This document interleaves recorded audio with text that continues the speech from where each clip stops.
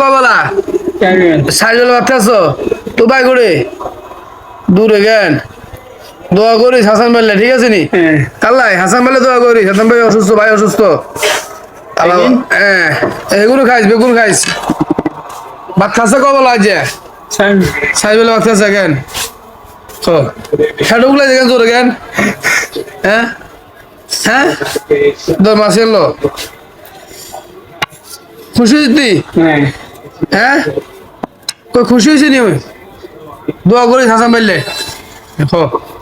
আর লম না আরো লবি বাপ ভাত আরো আরো তুমি খা এবং খা আরো কোন ছিল ওই হ্যাঁ দাদা দে আরে আনাবতি এ দে দে দে খো লবণ লবে না খো ঠিক আছে ভাই ভালো থাকেন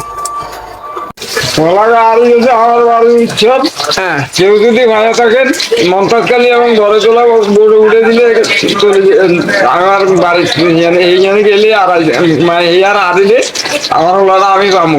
আপনার বাড়ি কোন জায়গায় উড়িষ্যা। আপনার ছেলের নাম কি যে আপনার ছেলে নাম সাইফুল ইসলাম। ছেলের নাম সাইফুল ইসলাম আমার নাম আব্দুল গনি। আপনার আব্দুল গরিব আমি আপনার ফোন নাম্বার দিয়ে দেবো আপনার একটা ফোন নাম্বার দিলে আপনার ছেলের কেউ যদি ভাই ফাইলে আপনার সন্ধান দিবে আপনি ওর সাথে যোগাযোগ করবেন ঠিক আছে কাগজ টাকা পয়সা দিবেন না তো ঠিক আছে ভাই একটা সন্তান হারা গেছে নাম কি আপনার সন্তানের নাম মোহাম্মদ সাইফুল ইসলাম। মোহাম্মদ সাইফুল ইসলাম সাইফুল ইসলাম ভাই হারানো গিয়েছে উনি সাইফুল ইসলামের বাবা যদি কেউ যদি সন্ধান পান ভাই হচ্ছে ইচ্ছর মন্তাজকালী এবং বড়তলা বড় উঠে হ্যাঁ বন্ধাসে বড়তলা বড়তলা ওনার সন্তান ছেলেকে পাবে ভাই সবাই ভিডিওটা শেয়ার করে দিয়ে ভাই তো ভালো থাকবেন আসসালামু আলাইকুম।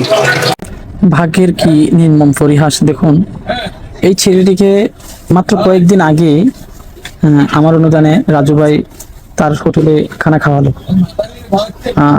রাজু ভাই জানতোই না যে এই ছেলেটি বাড়ি থেকে চলে আসছে। আসলে ছেলেটিকে দেখতেই বোঝা যায় সে একটু অ্যাবনর্মাল টাইপের, তো সে বাড়িতে কাউকে না বলেই চলে আসছে। তো আল্লাহই ভালো জানে সে এখন কোথায় আছে বা কিভাবে আছে। যদি জানতাম যে সে বাড়ি থেকে না বলে চলে আসছে বা তাকে তার ফ্যামিলি খুঁজতেছে, তাহলে আমি রাজু ভাইকে বলতাম যে ছেলেটিকে যেন ওনার একটা অধীনস্থ ভাবে রেখে দেয়। আজ গতকাল তার বাবা খুঁজতে আসছে ছেলেটিকে, যখন ছবি দেখালো তখন রাজু ভাই ছিল যে এই ছেলেটিকে তো হাসান ভাইয়ের অনুদানে খানা খাওয়ালাম, আফসোস। তো যাই হোক, সবই আল্লাহর লীলা খেলা। তো যদি কেউ এই ছেলেটিকে, অবশ্যই সে হাতিয়া চেয়ারম্যান গান সংলগ্ন আশেপাশে হয়তো থাকবে, এত দূরে যাবে না বা এই নোয়াখালীর মধ্যেই থাকবে।